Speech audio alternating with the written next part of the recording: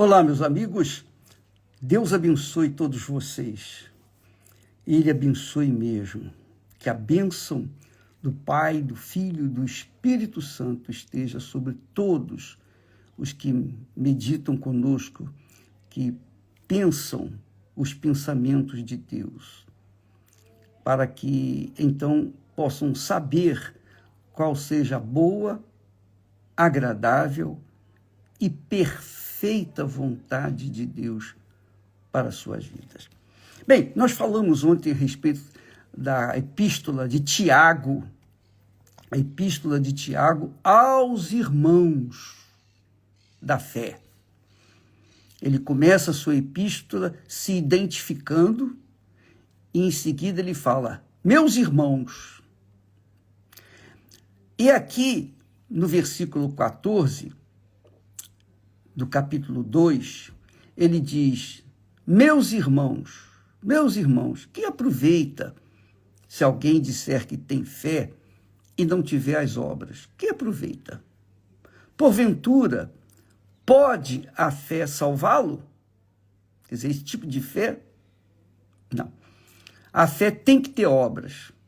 A fé obriga a obras. Obriga a manifestação das obras. A fé é materializada pelas obras. Não quer dizer com isso que todas as pessoas que têm obras têm a fé. Todas as pessoas que creem têm a fé, obviamente, é claro. Mas quando a pessoa tem obras, ela tem fé. Qualquer obra, mesmo que seja humana, ela tem fé. Ninguém é capaz de plantar se não tiver fé para plantar. É ou não é? Então, a fé é algo obrigatório para que a gente possa ter obras. Mas as obras de Deus são diferentes. E Paulo, ou melhor, Tiago, fala dessa forma. Primeiro ele se identifica para os irmãos. Agora, no versículo 15, ele chama assim, ele não fala irmãos, ele fala, antes ele fala, no versículo 14, tu crês que há um só Deus, fazes bem. Também os demônios creem e estremecem. Mas só que os demônios têm obras do quê? Do mal. Só faz o que é mal. Mas eles creem. Está aqui escrito. Aí ele fala, mas ele se vira agora para os que ouvem a palavra. Ele diz, mas ó homem vão. Quer dizer, deixou de chamá-los de irmãos ou irmão, mas falou, ó homem, vão. Queres tu saber que a fé sem as obras é morta? Ele faz essa pergunta. Ó irmão, ó homem vão, queres tu saber que a fé sem as obras é morta? Porventura, ele dá exemplo, porventura o nosso pai Abraão não foi justificado pelas obras quando ofereceu sobre o altar o seu filho Isaque? Então, ele mostrou, ele provou para si mesmo, para o diabo, que ele cria em Deus, porque levou o seu filho para ser sacrificado lá no Monte Moriá. Então ele provou a sua fé em Deus. Deixou provado para toda a humanidade e provado para o diabo e os seus demônios, que ele cria em Deus de fato. E isso santifica o nome de Jesus. É isso que santifica o nome de Jesus. Ele quer ser santificado através de nós, das nossas atitudes de fé. E sem fé é impossível agradá-lo. Sem essa fé é impossível agradá-lo. Aí ele diz mais: bem vês que a fé cooperou com as suas obras, e que pelas obras da fé, pelas obras, a fé foi aperfeiçoada. Pelas obras, a fé foi aperfeiçoada. E cumpriu-se a escritura que diz: e creu Abraão em Deus, e foi-lhe isso imputado como justiça, e foi chamado amigo de Deus. Quer dizer, uma pessoa, por exemplo, ela faz caridade, ela faz obras, ela ajuda o próximo, ela é uma pessoa bondosa, generosa. Deus vê isso. Claro que Deus considera uma pessoa que ajuda o próximo. Claro que está mostrando que ela teme pelo menos a Deus. Mas essa fé para ajudar as pessoas não é suficiente para a pessoa que tem essa fé ser justificada diante de Deus. Veja só, ainda que eu dê o meu corpo para ser queimado e dê todas as minhas riquezas, eu divido entre os pobres, ainda que eu faça isso, faça aquilo outro, se eu não tiver amor, nada serei. Aí depois ele diz que no fim ficam a fé, a esperança e o amor. São os maiores. Porém, o maior é o amor, que é o Espírito Santo. Mas tem que ter a fé. A mesma coisa, eu quero que você entenda. A pessoa que faz caridade, boas obras, ela faz ou porque teme a Deus, ou porque ela ama a pessoa que está passando necessidade. Ela está ajudando, poxa, crê em Deus, eu vou ajudar essa pessoa. Ou se ela não crê em Deus, mas ela ajuda aquela pessoa, então ela ajuda por uma questão de fé, de bondade, de amor, de consideração, de respeito para com o próximo. Agora, essa fé de bondade, essa fé de ajudar os outros, não é a fé que Deus requer de nós para sermos salvos. Não é o que está escrito? Que nós somos salvos pela fé. E isso não vem de vós, é dom de Deus. Quer dizer, o próprio Deus, na pessoa do Espírito Santo, nos dá a fé para que nós venhamos crer em Deus e tenhamos, então, os nossos pecados perdoados. Sejamos, então, justos ou justificados diante de Deus.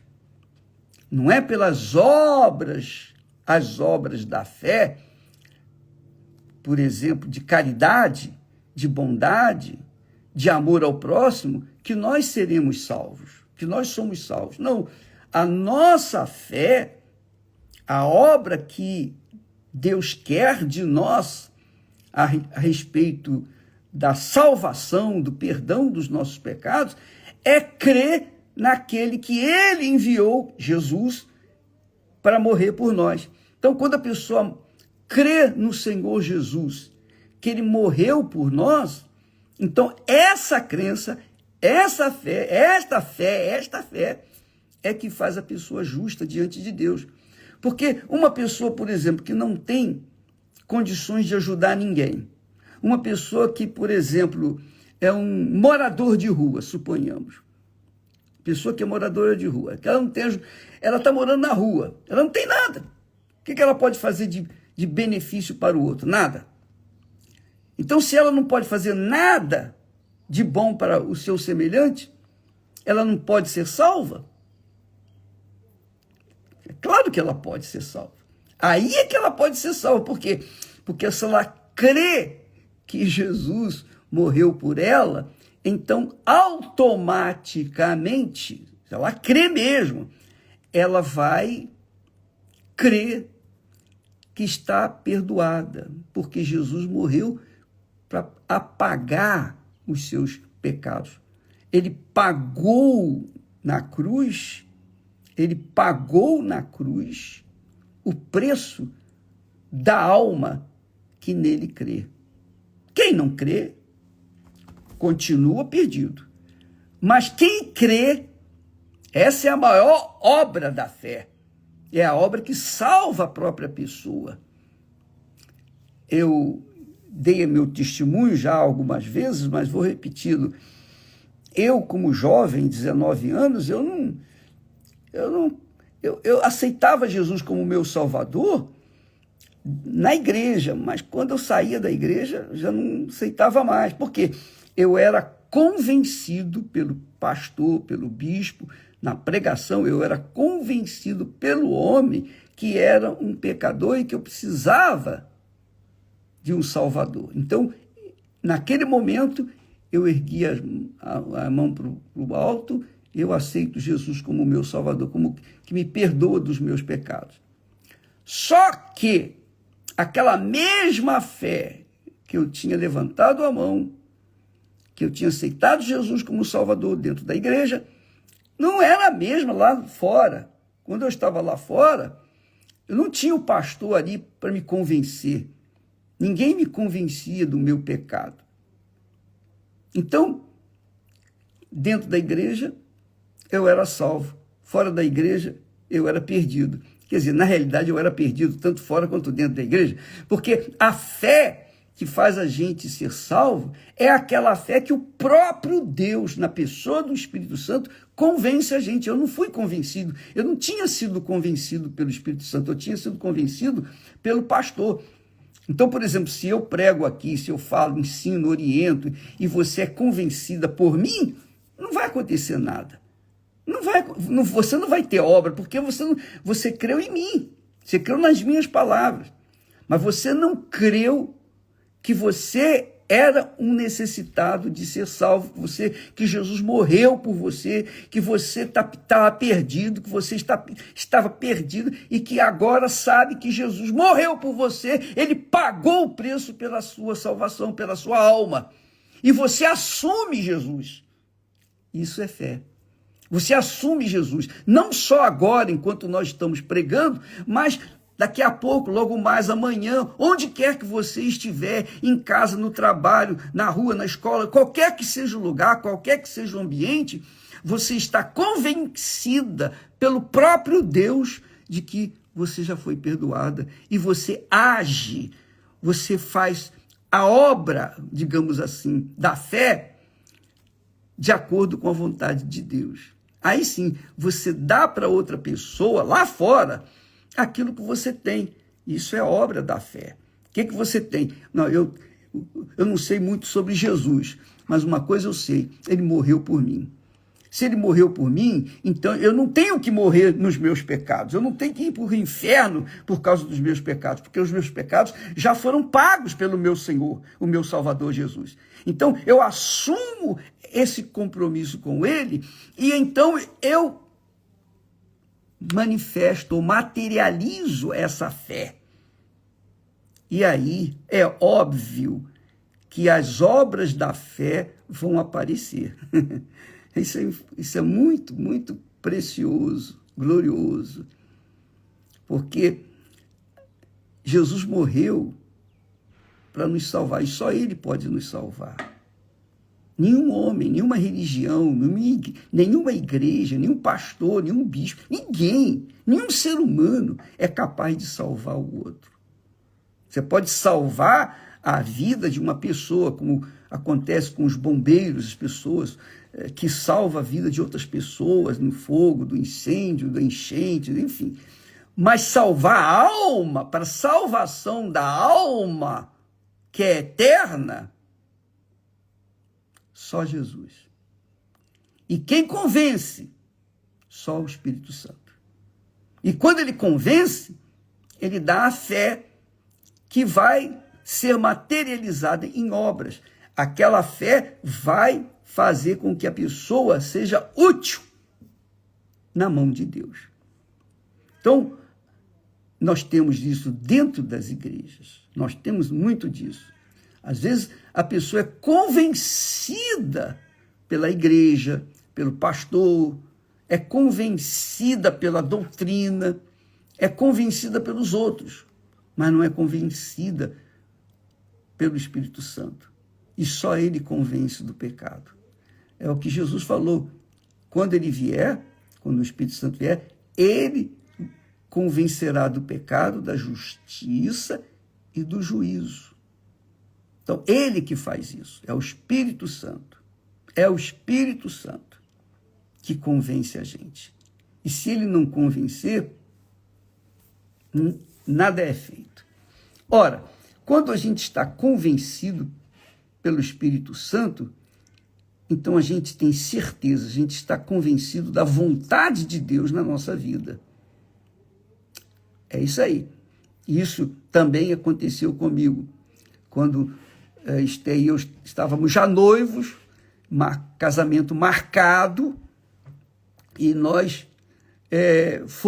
marcamos um encontro para fazer uma determinada coisa, alguma coisa, mas nós marcamos um encontro e fomos nos encontrar.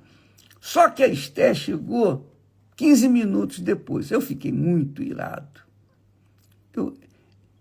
Eu perdi a educação, fiquei muito irado. Falei, poxa vida, eu não aceito isso. Eu não aceito marcar um horário com a pessoa e não estar antes da hora lá para honrar a minha palavra. E eu fiquei chateado com a Esther. E quando ela chegou, eu mostrei aquela insatisfação, eu mostrei o meu desapontamento, eu mostrei aquela frustração. Aí, sabe o que aconteceu? Ela então disse assim, ela também ficou chateada, porque eu estava chateado, e eu a chateei também. Ela disse, eu acho que não vai dar certo esse casamento. Isso às vésperas do casamento. Quando ela falou assim, na hora eu disse, presta atenção, Esther. Peguei na mão dela e falei, presta atenção. Eu tenho certeza que é a vontade de Deus. Eu tenho certeza que é a vontade de Deus. Ela me olhou com os olhos esbugalhados e ela então abaixou. Ela aceitou. Ela se convenceu.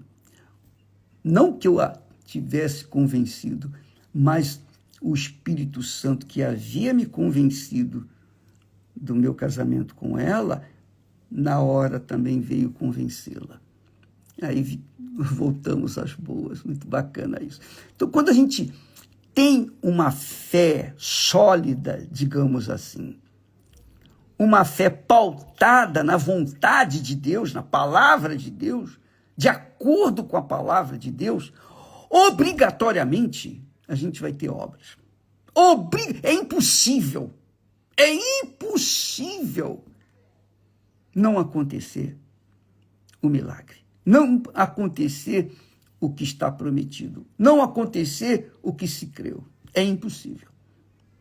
Por isso que Jesus, na oração do Pai Nosso, ele fala, ó, vós orareis assim. 2 pontos.